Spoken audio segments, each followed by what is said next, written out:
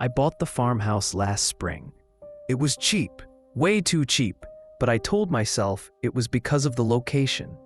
20 minutes from the nearest town, surrounded by overgrown wheat fields and a line of dead trees that marked the property's edge.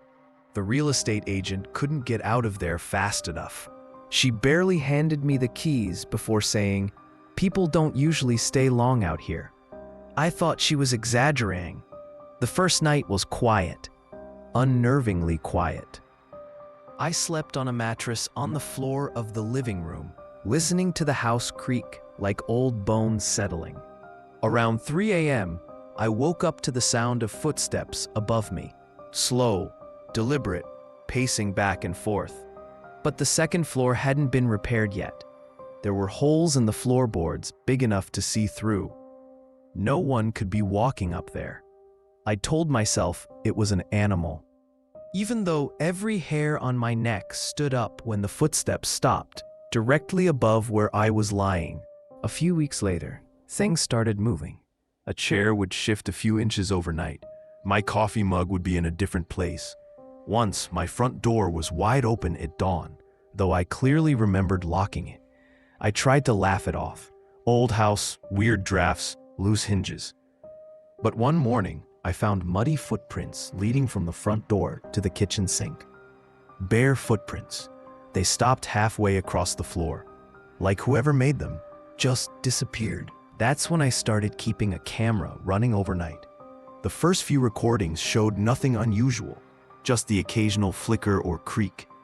But on the fourth night, around 2:47 a.m., I saw something. A figure standing in the doorway. It wasn't clear, just a shadow darker than the dark around it. It stood there for almost a full minute. Then it moved toward the camera, and the footage cut off. The next morning, I woke up on the floor, cold and covered in dirt. My camera was smashed. I tried to leave that day, but my truck wouldn't start. I called a tow company, no signal. I packed my bag and started walking toward the main road. But after 20 minutes, I ended up back at the farmhouse. I thought I had gotten turned around, but every path I took led me back to the same gravel driveway, the same house, the same broken porch light flickering. The sun started to set, and I realized I wasn't leaving.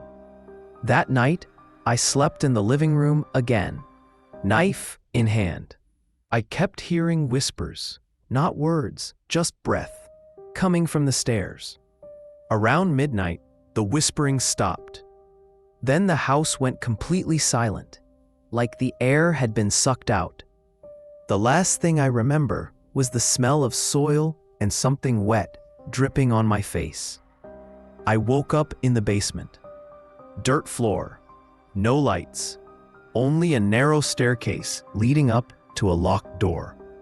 There were scratches all over the walls, some fresh, some so old they were worn smooth. In the corner was a pile of bones, human bones, and carved into one of the wooden beams above them were 3 words, burned deep into the wood. "It stays here." I don't remember how long I've been down here now. My phone's dead. I can hear footsteps upstairs sometimes, but they don't sound human anymore. If someone finds this recording, please don't come looking for me. The house doesn't want to be empty. It just needs someone to stay. Real estate call. April 9th, 2023. Agent. Yes, the farmhouse on County Road 17. Still available. The last buyer never filed for title transfer. Yeah, strange situation, but the property's perfectly fine. Just needs a little love. Buyer. We've been looking for something quiet. Off the grid. Sounds perfect. Agent. That's what the last guy said. Home video footage. May 1st, 2023, 8:12 p.m. Camera pans across the same peeling wallpaper. The same broken porch light flickering in the background. Laura. Okay, day 1. The farmhouse looks worse than the photos, but we're excited. The air smells weird though, like dirt and metal. David, off camera. It's an old house, babe. Its character. Camera tilts down, reveals a small, cracked GoPro half buried in dust by the stairs. Laura. Guess someone left this here. Cuts out. Recovered footage, unknown date, damaged file. A male voice, breathing heavily. You're not supposed to be here. It stays here. It stays here. Then static. Neighbor statement, May 12, 2023. Mrs. Atkins, neighbor 2 miles away. They seemed nice. Came over to borrow tools once. Said they were fixing up the basement. Funny thing though, that house doesn't have a basement. Never did. Police report excerpt, May 15, 2023. Responding officer. Deputy Clark arrived at 1425 after a welfare call from relatives. Found vehicle in driveway, keys still inside. Front door open. House empty. Floors freshly disturbed. Mud trails leading from living room toward back wall. Discovered a hole behind the pantry shelving. Looks hand dug. No sign of the couple. Air temperature inside, 10 degrees Fahrenheit, lower than outside. Recorded unusual low-frequency noise on body cam, like distant humming. Evidence logged, 1 damaged GoPro, serial number partially filed off. Final footage found inside camera memory card. Timestamp corrupted, the video begins mid-recording. Camera shakes violently. Laura's voice, David, stop. Stop digging, please, it's whispering again.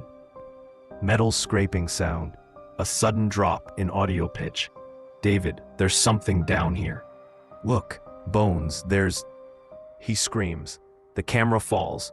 Static. Then a shadow crosses the lens. Too thin and long to be human.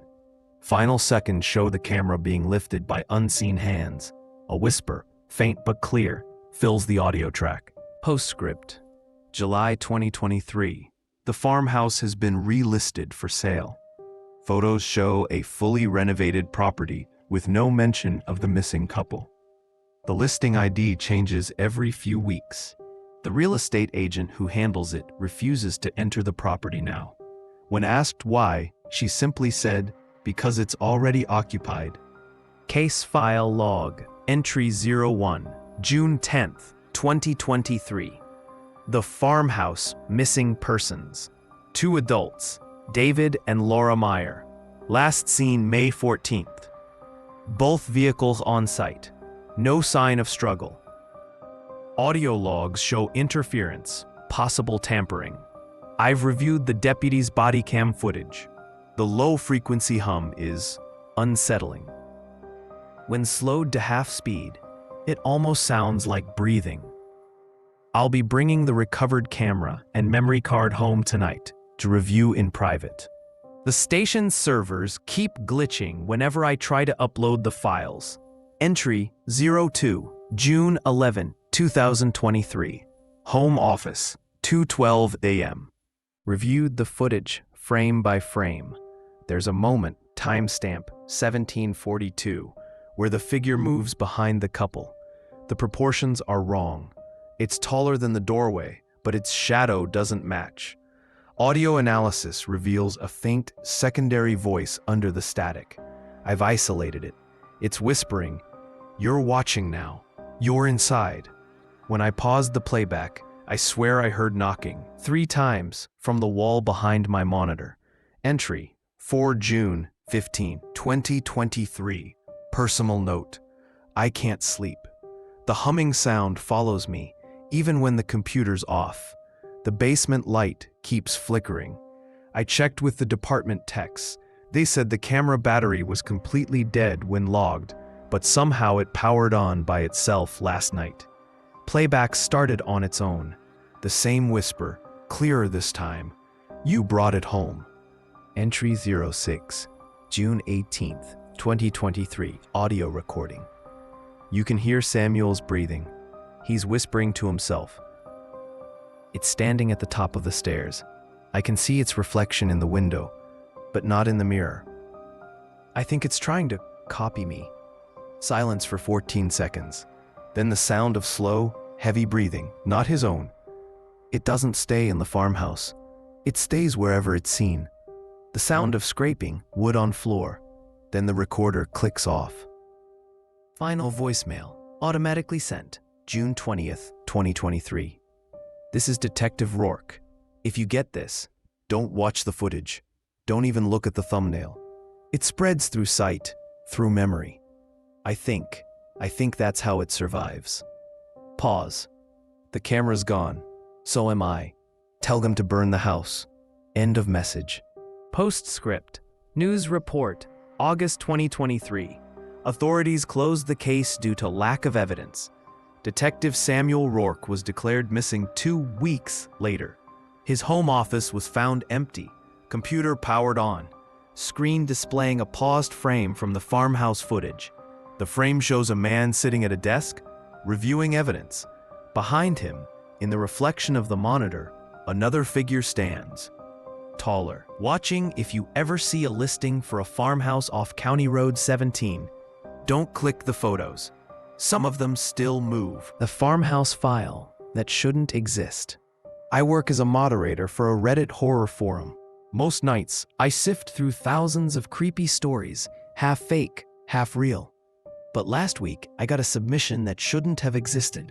It wasn't a normal post. It was a file upload. Title: Farmhouse Case Final.mp4. Posted by a deleted account. No text, no caption. Just a single line in the metadata. It doesn't stay still. When I opened it, the video began with police footage, grainy body cam shots of a decayed living room, walls covered in dirt. Then it cut to static. For a second, the frame froze on a close-up of a man's face. His eyes were wide, and his mouth looked sewn shut. The timestamp said June 20th, 2023. The same day Detective Rourke disappeared. I hit pause, but the file didn't stop. It kept playing, even after I closed the window. The sound continued faintly from my speakers. A slow, rhythmic breathing. I tried deleting it. It came back. Different name. Farmhouse Case 2 MP4. Then again as recovered footage final.mov. Each version got shorter, like it was condensing itself. By the 5th re-upload, the video was only 8 seconds long. It showed my computer screen, my actual desktop, recorded in real time. Then, in the reflection of the monitor, something moved behind me. I unplugged everything and left the house. When I came back, my monitor was on. No power, no cables, just glowing faintly in the dark. The same flame was still on the screen, my chair, empty, with a figure standing in the doorway behind it. The timestamp at the bottom wasn't static anymore. It was counting up. I checked my hard drive. Every file, every folder had been renamed the same thing. It stays here.mp4. That night, I got a message from a stranger. No username, no profile, just text. Don't delete it. You're keeping it alive now. I unplugged my router, threw the tower in the dumpster, and switched to my phone. Didn't help. The video appeared in my photo gallery, then on my backup drive, then in my sleep. It's been 3 days. Every reflective surface in my apartment now shows the same thing. That old farmhouse with its lights on. If I stand still long enough, I can hear the whisper through the screen again. It doesn't need a place anymore. Last night, my phone camera turned on by itself and recorded 8 seconds of footage. When I checked it this morning, it was tagged with GPS coordinates, not my address. County Road 17. I think I finally understand what happened to the others. It doesn't haunt the farmhouse. It is the farmhouse. And now, it's learning to move through anything that sees it. Screens, lenses, mirrors. If you find the file, don't open it. If you already did, it's too late. Anonymous post, 2 months later. A new subreddit just appeared overnight. R the Farmhouse Archive. No mods, no rules. Every time someone visits, another user disappears from the member list. The only pinned post is a video. Title: Farmhouse case final.mp4. And the comments section? It's still updating, with usernames of people who swear they never joined. I've sold dozens of rural properties, but none like the farmhouse on County Road 17. Every few months, the listing ID resets itself, and I get an automated reminder to relist it. No one at the office remembers assigning it to me, yet my signature's always there. The first time I showed it, the air inside felt thick, like the moment before thunder. The floorboards breathed when you walked. Still, I got used to it. Easy money, right? After each sale, I'd delete the listing photos from my laptop, but they'd come back, brighter, sharper, with details I didn't remember capturing. Faces in the window glass, sometimes my own. Last month, I tried refusing the assignment. The system locked me out until I re-uploaded the images. When I checked the file info, the upload time said, "Not applicable." Last night, my doorbell rang at 3:17 a.m. Through the peephole, I saw a man in mud-stained overalls holding a for sale sign. He looked exactly like me. Tomorrow, the farmhouse listing goes live again. MLS number 1717. If you see it, don't click the photos. One of them's still changing. We thought it'd be an easy viral stunt. 5 friends, 1 cursed house, and non-stop cameras. We installed motion sensors, night vision lenses, and a live chat feed. The stream hit 50,000 viewers on the first night. Hour 1, laughter, jokes, donations pouring in. Hour 3, lights flickered. Hour 5, the basement door opened on its own. Comments started flooding in. There's someone behind you. But there wasn't until there was. A tall, thin figure at the edge of the frame. None of us saw it in real life, only on stream. When I checked the playback, the timestamps glitched. One segment repeated endlessly, but each loop showed fewer people in the shot. By morning, only I remained on camera, staring at the lens, not blinking. Problem is, I was asleep upstairs when that footage streamed. The next day, YouTube took down the video for duplicating live content. But viewers say the stream never stopped. It just moved to a new channel, broadcasting from a dark room with a single chair. Last comment I saw before the feed vanished.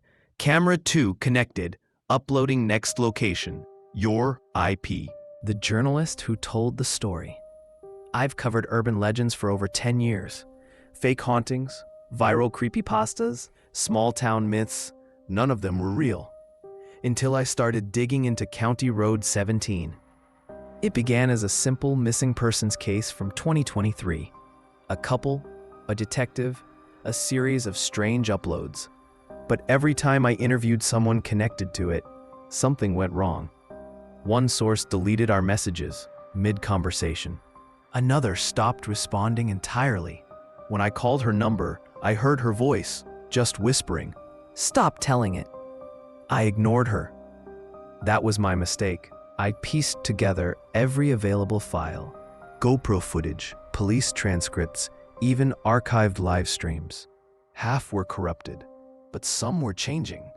Names replaced themselves. Dates looped backward. In one report, my own name appeared as the next observer.